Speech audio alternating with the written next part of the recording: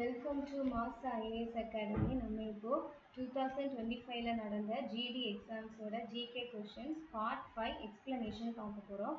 வாங்க. First question, the increased concentration of suspended solids in water and their accumulation on bottoms where they are undesirable creates what kind of water pollution அப்படின்னு சொல்லிட்டு கேட்டிருக்காங்க. அதாவது நீரில் தொங்கும் திடப்பொருட்களின் செறிவு அதிகரிப்பதும் அவை விரும்பத்தகாத அடிப்பகுதிகளில் குவிவதும் எந்த வகையான நீர் மாசுபாட்டை உருவாக்குகிறது அப்படின்னு கேட்டிருக்காங்க.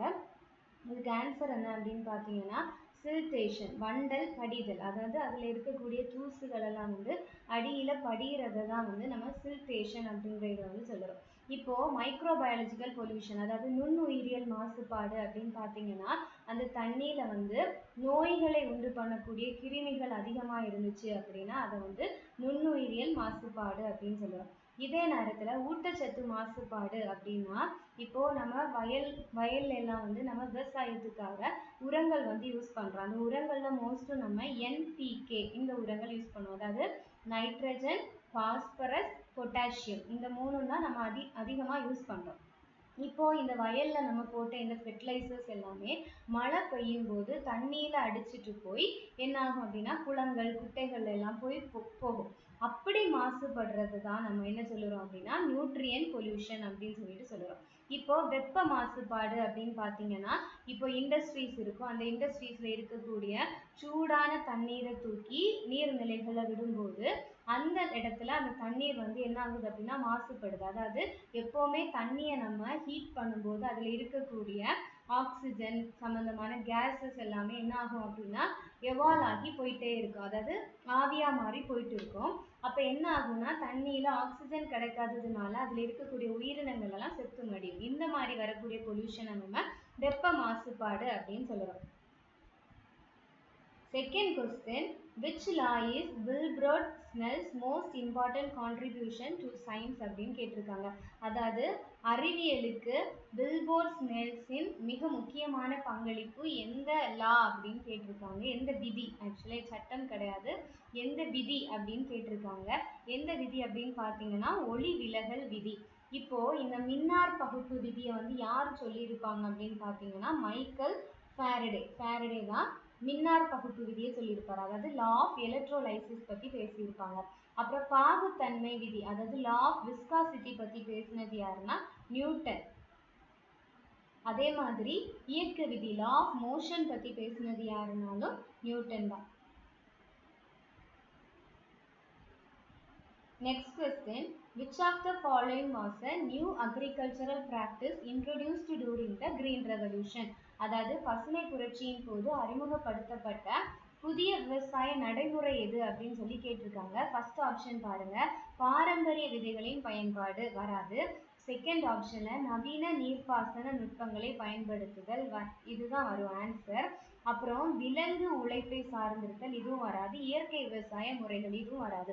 ஆக்சுவலாக இந்த பசுமை புரட்சி அப்படிங்கிறது எதுக்கு கொண்டு வந்தாங்கன்னா இந்தியாவில் நம்ம எதை தான் சார்ந்திருந்தோம்னா நம்ம கிட்ட இருக்கக்கூடிய பாரம்பரியமான விதைகளை தான் விதைச்சு விவசாயம் பண்ணிட்டு இருந்தாங்க. அதே மாதிரி டிராக்டர்ஸ் எதுவுமே இல்லாமல் அனிமல்ஸை தான் டிபெண்ட் பண்ணி இருந்தாங்க.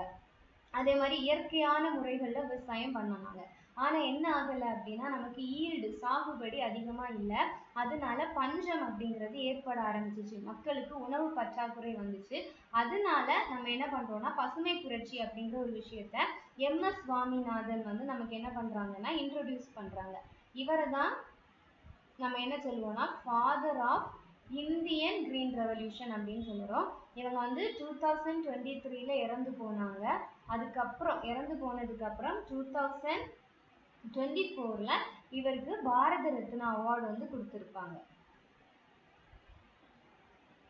அப்போ இந்த கொஸ்டினோட ஆன்சர் பார்த்தீங்கன்னா நவீன நீர்ப்பாசன நுட்பங்களை பயன்படுத்துதல்.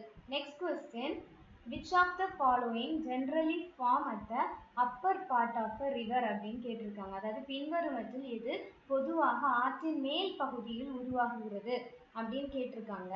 இதில் பார்த்தீங்கன்னா ஃபர்ஸ்ட் என்ன கொடுத்துருக்காங்கன்னா மியாண்டர்ஸ். ஆக்சுவலாக இப்போ ஒரு ரிவர் மலைப்பகுதியிலிருந்து உருவாகி வருது அப்படின்னா அது பலவிதமான ஃபார்ம்ஸில் போகும். அதுல ஒரு ஃபார்ம் தான் என்ன அப்படின்னா மியாண்டர்ஸ். இந்த மியாண்டர்ஸ் அப்படின்னா இப்போ ஒரு ரிவர் வந்து வருது, ஒரு நதி வந்து வருதுன்னா அது ஒரு வளைவை வந்து காஸ் பண்ணுறது. அந்த வளைவை தான் நம்ம என்ன சொல்லுவோம்னா மியாண்டர்ஸ் அப்படின்னு சொல்லுறோம். அதே நேரத்துல இப்போ இது இப்படி வளைஞ்சு போகுது. இப்போ என்ன ஆகும் அப்படின்னா நாள் ஆக ஆக இந்த ரிவர்ல இந்த இடம் அப்படியே கட் ஆகுது. இப்படி கட் ஆகி அப்புறம் ரிவர் வந்து ஸ்ட்ரைட்டா போகுது அப்படின்னா இந்த பிளேஸ் மட்டும் நமக்கு இப்படி கட் ஆகி தனியா இருக்கும். இதை தான் நம்ம என்ன சொல்லுறோம்னா ஆக்ஸ்போ ஏரிகள் அப்படின்னு சொல்லுறோம். அதாவது ஒரு பிறை வடிவம் அல்லனா ஒரு யூ வடிவத்துல வந்து ஆற்று நீர் பகுதி வந்து உருவாகிறத நம்ம ஆக்ஸ்போ ஏரிகள் அப்படின்னு சொல்லுறோம்.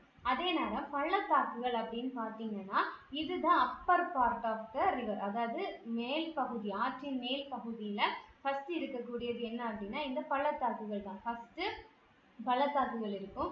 அப்புறம் கீழ்ப்பகுதி லாஸ்ட் வர அந்த கீழ்ப்பகுதி பார்க்கும்போது ஃப்ளட் ஏரியாஸ் இருக்கும். அதாவது வெள்ளப்பெருக்கு ஏரியா வந்து இருக்கும். இப்போ இந்த கொஸ்டினோட answer option C. Next question, the Attorney General of India provides legal advice to, அதாவது இந்திய அட்டர்னி ஜெனரல் யாருக்கு வந்து சட்ட ஆலோசனை வழங்குகிறார் அப்படின்னு சொல்லி கேட்டிருக்காங்க. ஆப்ஷன் சி மத்திய அரசு. இந்த அட்டர்னி ஜெனரல் பத்தி எந்த ஆர்டிக்கிள்ல நமக்கு மென்ஷன் பண்ணியிருக்காங்க அப்படின்னு பார்த்தீங்கன்னா ஆர்டிக்கிள் 76ல வந்து மென்ஷன் பண்ணியிருக்காங்க. இவங்க தான் ஹையஸ்ட் லா ஆஃபீஸர். அதாவது இந்தியாவில் ஹையஸ்ட் லா ஆஃபீஸர் வந்து யாரு அப்படின்னு பார்த்தீங்கன்னா இந்த அட்டர்னி ஜெனரல் தான். அதே மாதிரி இப்போ யாரு இந்த பொசிஷன்ல இருக்காங்கன்னா ஆர் வெங்கடரமணி அப்படிங்கிறவர் தான் இப்போ நம்மளோட அட்டர்னி ஜெனரலா இருக்காரு. இதே நேரத்துல அட்வொகேட் ஜெனரல் அப்படிங்கிறவங்க வந்து நம்மளோட ஸ்டேட்டுக்கு வந்து சட்ட ஆலோசனை வழங்கக்கூடியவங்க, மாநிலத்துக்கு சட்ட ஆலோசனையை வழங்கக்கூடியவங்க. இவங்களை பற்றிய ஆர்டிக்கிள் என்ன அப்படின்னு பார்த்தீங்கன்னா ஆர்டிக்கிள் 165ல மென்ஷன் பண்ணியிருக்காங்க. Next question, what was the predetermined principle announced in the Union Budget for 2018 to 19 regarding the minimum support price for the principal crops in India? இந்தியாவில் முக்கிய பயிர்களுக்கான குறைந்தபட்ச ஆதரவு விலை தொடர்பாக 2018-2019 ஆண்டுக்கான மத்திய பட்ஜெட்டில் அறிவிக்கப்பட்ட முன்னரே தீர்மானிக்கப்பட்ட கொள்கை என்ன அப்படின்னு சொல்லி கேட்டிருக்காங்க. இதுல நம்ம குறைந்தபட்ச ஆதரவு விலை அப்படின்னா என்னன்னா இப்போ விவசாயிகள் இருக்காங்க. இந்த விவசாயிகள் வந்து என்ன பண்ணுவாங்கன்னா பயிரிடும் போது அவங்க நிறைய காசு செலவு பண்ணி என்ன பண்றாங்க அப்படின்னா பயிரிடுறாங்க. இப்போ இதை வந்து அறுவடை ஆகும்போது ஒருவேளை வந்து அதிகமா சாகுபடி ஆயிடுச்சு அப்படின்னா என்ன ஆகும், அதோட ரேட் வந்து ரொம்ப கம்மியாகும். அப்படி ரேட் கம்மியாகிற பட்சத்துல அவங்களுக்கு நஷ்டம் வந்து வரும். அப்ப அந்த நஷ்டம் வராம இருக்கிறதுக்கு கவர்மெண்ட் என்ன பண்ணுவாங்க அப்படின்னு பாத்தீங்கன்னா அவங்க அறுவடை தொடங்குற காலகட்டத்துக்கு முன்னாடி இப்போ ரைஸ் வந்து விளைச்சல் பண்றாங்கன்னா இந்த ரைஸ் அதாவது நம்ம வந்து சோயிங் பீரியட் அதாவது விதைக்கிறதுக்கு முன்னாடியே என்ன பண்ணுவாங்க அப்படின்னா கவர்மெண்ட் ஒரு ப்ரைஸை வந்து அறிவிப்பாங்க. அந்த ப்ரைஸ் வந்து கண்டிப்பா அவங்களோட அந்த காஸ்ட் ஆஃப் ப்ரொடக்ஷன் அப்படின்னா அவங்க விவசாயம் பண்ணுறதுக்கு யூஸ் பண்ணின அந்த காசை விட 1.5 மடங்குக்கு மேலே அதிகமான ஒரு இதை வந்து என்ன பண்ணுவாங்கன்னா அறிவிப்பாங்க. இது ஒரு வருஷமும் மாறுபட்டுட்டே இருக்கும். அதை தான் நம்ம என்ன சொல்லுவோம்னா எம்எஸ்பி அப்படின்னு சொல்லுவோம். இப்போ இந்த விவசாயி வந்து என்ன பண்ணலாம் அப்படின்னா இதை வந்து அவங்கள்ட்ட இருந்து அவங்க இப்போ விவசாயம் பண்ணி அவங்க ஒரு இதை வந்து சேலுக்கு விற்பனைக்கு கொண்டு வராங்கன்னா அது யாருமே வாங்காத பட்சத்தில் அவங்க என்ன பண்றாங்கன்னா அரசுக்கு இந்த காசுல வந்து விற்கலாம். இல்லை இதை விட அதிகமான காசுக்கு கூட வேற ஒருத்தங்களுக்கு விற்கலாம். அப்படி யாருமே வாங்கல அப்படின்ற பட்சத்தில் அரசுக்கு இந்த காசுல என்ன பண்ணலாம் அப்படின்னா விற்கலாம். இப்போ இந்த கொஸ்டினுக்கு ஆன்சர் பார்த்தீங்கன்னா இந்த பட்ஜெட்ல அதாவது 2018 to 19ல எம்எஸ்பி எவ்வளோ அறிவிச்சிருப்பாங்க அப்படின்னா உற்பத்தி செலவுல 1.5 மடங்கு வந்து அறிவிச்சிருப்பாங்க. Next question, in which month does the Ran Utsav start at Hajj Gujarat? அதாவது குஜராத்ல இந்த ரான் உற்சவ் அப்படிங்கிற ஃபங்க்ஷன் வந்து எப்போ தொடங்குது அப்படின்னு சொல்லி கேட்டிருக்காங்க. எப்போ தொடங்கும் அப்படின்னு பார்த்தீங்கன்னா மோஸ்ட்டும் விண்டர் மந்த்ல தான் வந்து நமக்கு ஸ்டார்ட் ஆகும். நவம்பர் டு பிப்ரவரி வரைக்கும் இருக்கும். சம்டைம்ஸ் வந்து மார்ச் வரைக்கும் வந்து போகும். இதை வந்து யார் ஸ்டார்ட் பண்ணி வச்சாங்க அப்படின்னா குஜராத்தில் முன்னாடி சிஎம்மா இருந்த இப்போ நம்மளோட பிரதமராக இருக்கக்கூடிய நரேந்திர மோடி அவங்க தான் இதை ஸ்டார்ட் பண்ணி வச்சுருக்காங்க. இங்கே என்ன பண்ணுவாங்க அப்படின்னு பார்த்தீங்கன்னா இந்த ஹஜ் வளைகுடாவோட ப்ராஸ்பெரிட்டி அந்த இடத்தோட இதெல்லாம் பற்றி பெருமையாக பேசுறது, அதே மாதிரி அந்த கலாச்சாரங்களை வந்து வெளிப்படுத்துறது, டான்ஸு, மியூசிக்கு, அப்புறம் எக்ஸிபிஷன்ஸ் நடத்துவாங்க, அப்புறம் வந்து குதிரை சவாரி, இந்த மாதிரி நிறைய விஷயங்களை வந்து நடத்திட்டே இருப்பாங்க. இதில் நமக்கு ஆன்சர் வந்து option B. Next question, the Government of India 1935 provided for how many list of division of power between the Federation and provinces? அதாவது இந்திய அரசு சட்டம் 1935 வந்து மத்திய அரசு மற்றும் மாகாணங்களுக்கு இடையான அதிகார பிரிவுகளை எத்தனை பட்டியல்களாக வழங்கியிருக்கு அப்படின்னு சொல்லி கேட்டிருக்காங்க. எத்தனை பட்டியல்கள் அப்படின்னு பார்த்தீங்கன்னா 3 பட்டியல்களாக வந்து வழங்கியிருப்பாங்க. இந்த லிஸ்ட் அதாவது டிவிஷன் ஆஃப் பவர்ஸ், இந்த அவங்களோட இப்போ மத்திய அரசுக்கு எதுலாம் அதிகாரம் இருக்கு, மாநிலங்களுக்கு எதுலாம் அதிகாரம் இருக்கு, 2 பேருக்கும் நடுவா சார்பான ஒன்று இருக்கும், கன்கரண்ட் அப்படின்னு சொல்லுவோம். அதுல எத்தனை பேருக்கு அதிகாரம் இருக்கு அப்படின்ற விஷயங்கள் எல்லாம் வந்து தனியா 3 லிஸ்டா வந்து போட்டிருப்பாங்க. இது எந்த ஷெட்யூல்ல நமக்கு மென்ஷன் பண்ணியிருப்பாங்க அப்படின்னு பார்த்தீங்கன்னா ஷெட்யூல் வந்து 7th ஷெட்யூல்ல சொல்லியிருப்பாங்க. பார்ட் வந்து 11ல வந்து மென்ஷன் பண்ணியிருப்பாங்க. ஆர்டிக்கிள் பார்த்தீங்கன்னா 245 to 255ல வந்து மென்ஷன் பண்ணியிருப்பாங்க. இப்போ நமக்கு இப்போ கரண்டா வந்து எப்படி லிஸ்ட் இருக்கு அப்படின்னு பார்த்தீங்கன்னா சென்டருக்கு, அதாவது சென்டர் கவர்மெண்ட்டுக்கு வந்து எவ்வளோன்னா 100 சப்ஜெக்ட்ஸ்ல வந்து அதிகாரம் இருக்கு. அதே நேரத்தில் ஸ்டேட் கவர்மெண்ட் பார்த்தீங்கன்னா 61 இருக்கு. கன்கரண்ட் 2 பேருக்கும் பொதுவானது அப்படின்னு சொல்லிட்டு எவ்வளோ கொடுத்துருக்காங்க அப்படின்னு பார்த்தீங்கன்னா 52 வந்து கொடுத்துருக்காங்க. Next question, in which sport does the timed out rule apply? எந்த விளையாட்டுல வந்து நேரம் முடிந்தது timed out அப்படிங்கிற ரூல் வந்து அப்ளை பண்ணியிருக்காங்க அப்படின்னு கேட்டிருக்காங்க.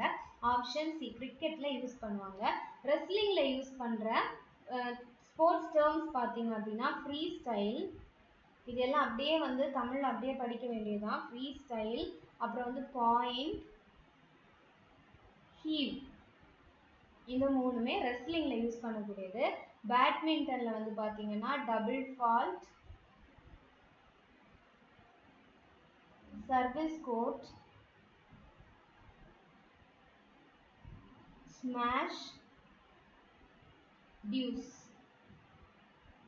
அப்புறம் ஜூடோல பாத்தீங்கன்னா நிறைய ஜாப்பனீஸ் வேர்டு தான் வந்து யூஸ் பண்ணுவாங்க. யுஹிமி அப்படின்னா பிரேக் ஃபால்ஸ் அப்படின்னு அர்த்தம், பிரேக் ஃபால்ஸ். அதே மாதிரி ஸ்டாப் பண்ணுறதுக்கு வந்து மேட்ச் அப்படின்னு சொல்லுறாங்க. மேட்ச் அப்படின்னா ஸ்டாப் அப்படின்னு அர்த்தம். அப்புறம் வந்து ஹஜ்மி அப்படின்னா பிகைன், தொடங்கலாம் அப்படின்னு அர்த்தம். ஹஜ்மி பிகைன். அப்புறம் வந்து ரே அப்படின்னு சொன்னா பவு, பணிவு அப்படின்னு அர்த்தம். அப்புறம் நெக்ஸ்ட் கொஸ்டின் பார்க்கலாம். The Union Cabinet chaired by Prime Minister approved which scheme to promote sustainable agriculture and to achieve food security for self-sufficiency in October 2024.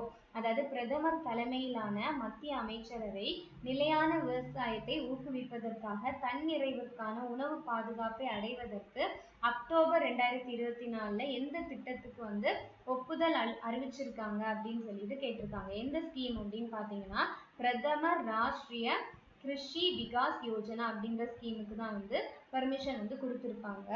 இப்போ இதுல வந்து ஃபர்ஸ்ட் இந்த வேளாண் விரிவாக்கம் மற்றும் தொழில்நுட்பத்திற்கான தேசிய இயக்கம் அப்படிங்கிறத வந்து நம்மளோட 12th 5-year பிளான்ல இன்ட்ரோடியூஸ் பண்ணுவாங்க. 12th 5-year பிளான்ல இன்ட்ரோடியூஸ் பண்ணது. இதன் கீழே வந்து என்ன பண்றாங்க அப்படின்னா விவசாயிகளுக்கு தொழில்நுட்பத்துல வந்து என்னென்ன பண்ண முடியுமோ அதெல்லாம் பண்ணியிருக்காங்க. அதாவது விவசாயிகளுக்கான தனியான SMS சர்வீஸ் வந்து பண்ணியிருக்காங்க. அப்புறம் கிசான் கால் சென்டர், அவங்களுக்கு ஏதாச்சும் குறைகள் இருந்தா அவங்க டைரக்டா கவர்மெண்ட்டை வந்து அணுகிற மாதிரிப்பட்ட கால் சென்டர்ஸ் வந்து ஓபன் பண்ணியிருக்காங்க. இதெல்லாம் இந்த ஸ்கீம் கீழே. நெக்ஸ்ட் எண்ணெய் வித்துக்கள் மற்றும் எண்ணெய் பனைக்கான தேசிய இயக்கம் அப்படிங்கிறது வந்து எப்போ கொண்டு வந்திருக்காங்கன்னா ஆகஸ்ட் 2021ல கொண்டு வந்திருக்காங்க. ஆகஸ்ட் 2021ல கொண்டு வந்திருக்காங்க. இது ஏன் அப்படின்னா இப்போ நம்ம கவர்மெண்ட்ல நமக்கு கொடுக்கக்கூடிய இந்த பாம் ஆயிலா இருக்கட்டும் எல்லாமே நம்ம என்ன பண்றோம் அப்படின்னா வேறொரு நாட்டுல இருந்து இறக்குமதி பண்ணி தான் வாங்குறோம். அந்த இறக்குமதியை நம்ம சார்ந்து இருக்காம நம்ம நாட்டிலேயே இதை வந்து பயிரிடணும் அப்படிங்கிற ஒரு விஷயத்துக்காக கொண்டு வந்த ஸ்கீம் தான் வந்து இந்த எண்ணெய் வித்துக்கள் மற்றும் எண்ணெய் பனைக்கான தேசிய இயக்கம். அப்புறம் அடுத்த ஸ்கீம் பாருங்க, தேசிய உணவு பாதுகாப்பு இயக்கம் அப்படிங்கிறத வந்து 2007ல இன்ட்ரோடியூஸ் பண்ணியிருக்காங்க. இது என்ன அப்படின்னா நிறைய பயிர், அதாவது மக்கள் அதிகமாக யூஸ் பண்ணக்கூடிய ரைஸு, அப்புறம் வீட்டு, இந்த மாதிரிப்பட்ட பயிர்கள் எல்லாத்தையுமே வந்து அதிகமாக நம்ம வந்து உற்பத்தி பண்ணணும் அப்படிங்கிறத என்கரேஜ் பண்ணுறதுக்காக இந்த ஸ்கீம் வந்து கொண்டு வந்திருக்காங்க.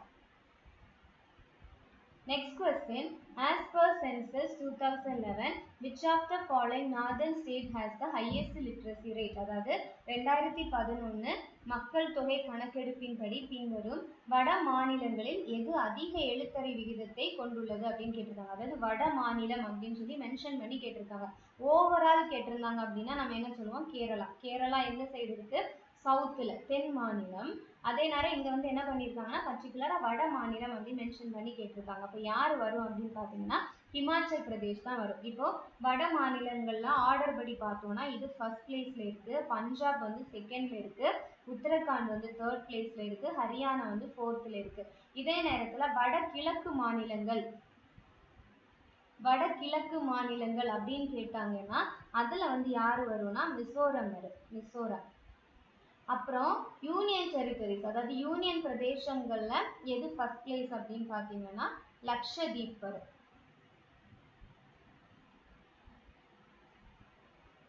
Next question, according to the Vishnu Purana, who was Chandragupta Maurya's mother? அதாவது விஷ்ணு புராணத்தின் படி சந்திரகுப்த மௌரியரின் தாய் யார் அப்படின்னு சொல்லி கேட்டிருக்காங்க. யாரு அப்படின்னா வேட்டைக்காரரின் மகள் முரா அப்படின்னு சொல்லிட்டு சொல்லப்பட்டிருக்கு.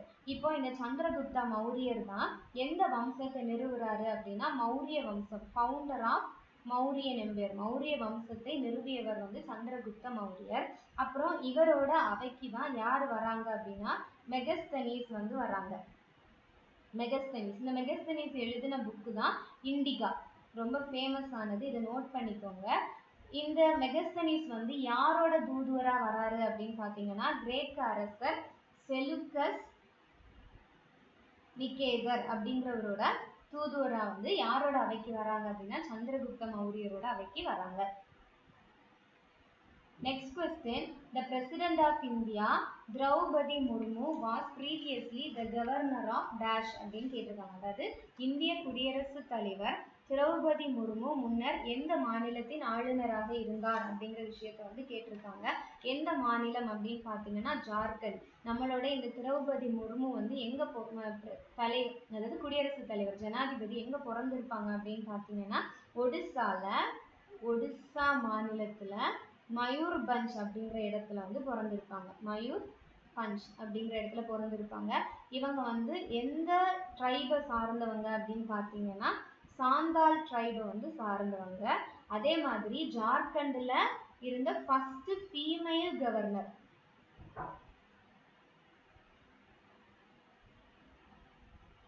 First female governor of Jharkhand தான் யாரு அப்படின்னா இந்த Draupadi Murmu. Next question, Padma Shri Mukund Nayak was honored with the Sangeet Natak Academy Award 2017 for which of the following categories? அதாவது பத்மஸ்ரீ முகுந்த் நாயக்கிற்கு பின்வரும் எந்த பிரிவுக்காக 2017ஆம் ஆண்டு சங்கீத நாடக அகாடமி விருது வந்து வழங்கப்பட்டுச்சு அப்படின்னு சொல்லி கேட்டிருக்காங்க. ஆப்ஷன் ஏ எதுக்கு அப்படின்னா நாட்டுப்புற இசை. இவர் வந்து ஒரு ஃபோக் சிங்கர், அது மட்டும் கிடையாது, இவர் வந்து ஜூமார் அப்படிங்கிற ஒரு டான்ஸ் எக்ஸ்போனண்டாகவும் இருக்காரு. இவருக்கு எந்த இயர் வந்து சங்கீத் நாடக் அகாடமி விருதுனா 2017. ஓகே, நெக்ஸ்ட் கொஸ்டின்,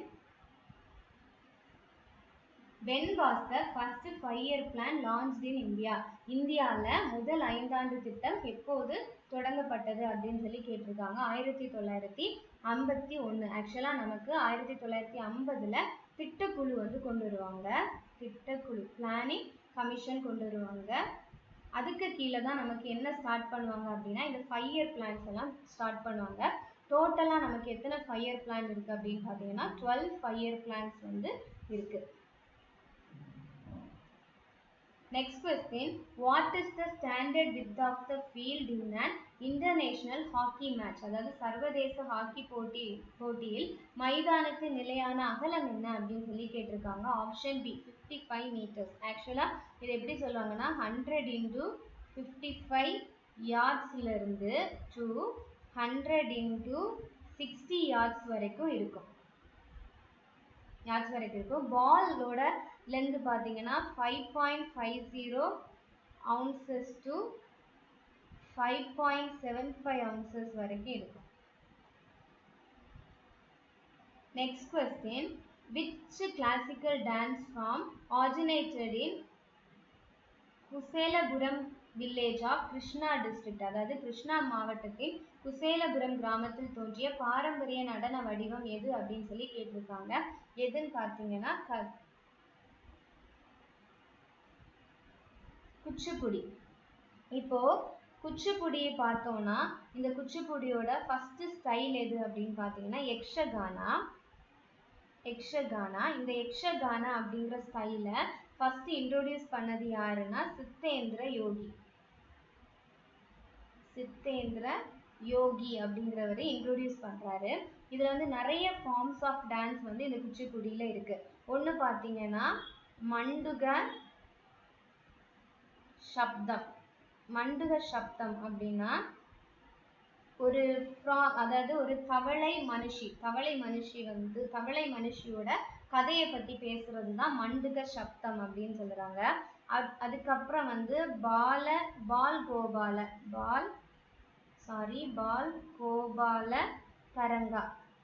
கோபால தரங்கா அப்படின்னா இது கேட்டிருந்தாங்க. இந்த இயர்ல தான் கேட்டிருந்தாங்க. இது என்ன அப்படின்னு பார்த்தீங்கன்னா ஒரு தட்டு இருக்கும். அந்த தட்டோட 2 சைடுல எட்ஜஸ்ல வந்து கால் வச்சுட்டு தலையில வந்து என்ன பண்ணியிருப்பாங்கன்னா ஒரு சின்ன குடத்துல வந்து தண்ணி வச்சு டான்ஸ் ஆடக்கூடியதுதான் வந்து இந்த பாலகோபால தரங்கா ஃபார்ம் அப்படின்னு சொல்லுறாங்க. அதுக்கப்புறம்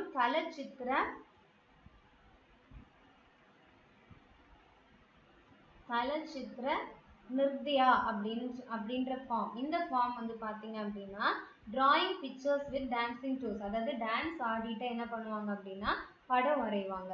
டான்ஸ் ஆடிட்டே கால் வச்சு என்ன பண்றாங்க அப்படின்னா படம் வரைகிறது தான் வந்து தலச்சித்ரா நிர்த்யா அப்படின்னு சொல்லுவாங்க.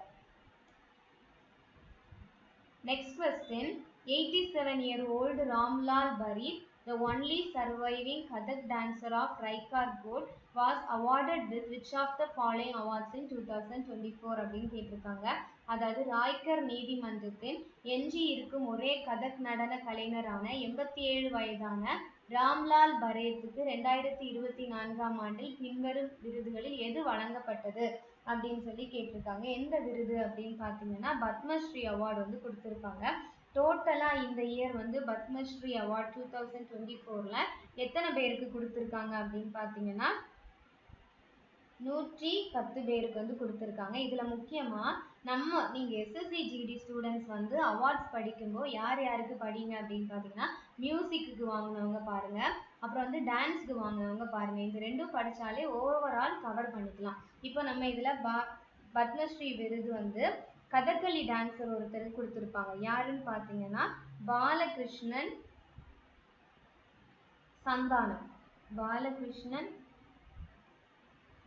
சந்தானம் அப்படிங்கிறவருக்கு கொடுத்துருப்பாங்க. இவர் வந்து கதகளி டான்சர்.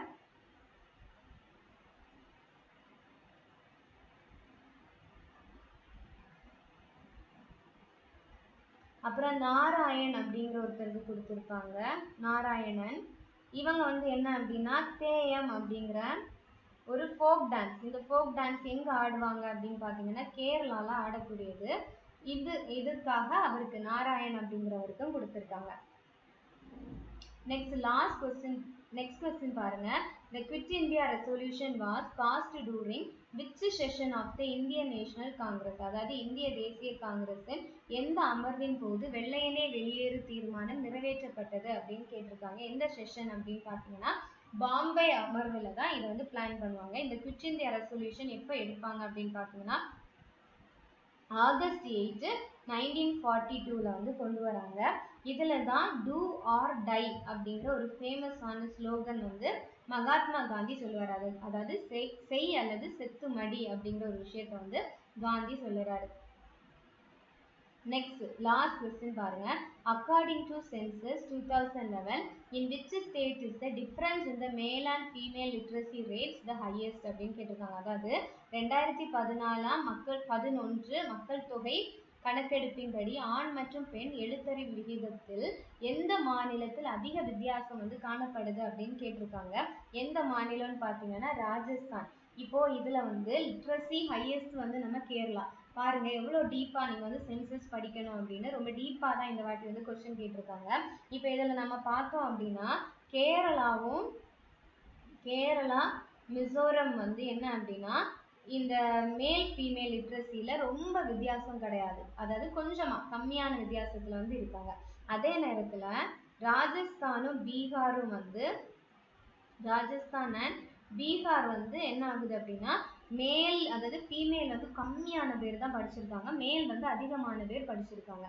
ஸோ ரொம்ப டிஸ்பாரிட்டி இருக்கிறது எதுலன்னா ராஜஸ்தானும் பீகாரும் தான். அதில் பீகார் வந்து ஏன் நம்ம ஆன்சரில் கன்சிடர் பண்ணலை அப்படின்னு பார்த்தீங்கன்னா இதில் வந்து ஓவரால் லிட்ரஸியுமே வந்து கம்மியாக தான் இருக்குது, அதனால நம்ம ஆன்சர் வந்து ராஜஸ்தான் அப்படின்னு கன்சிடர் பண்ணுறோம். தேங்க்யூ ஃபார் வாட்சிங்.